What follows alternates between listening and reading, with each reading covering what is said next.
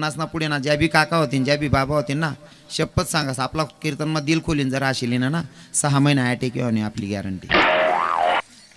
बाकी ना म्हणतच होतीन मग नंतर काय करा ना बा को 60 दे जे पेटीला साथ करतायत आमचे मोठे चिरंजीव आमचे वडील आमचे अण्णासाहेब आमचे वडील न हो तुम्ही पहिला शब्द धरले तर पहिल्यापासून पेटीचा चिरंजीवर ध्यान होईल मला याद पडत असं म्हणा मोठा पोऱ्या बी पेटी वाजच ना करते म्हणून ना मी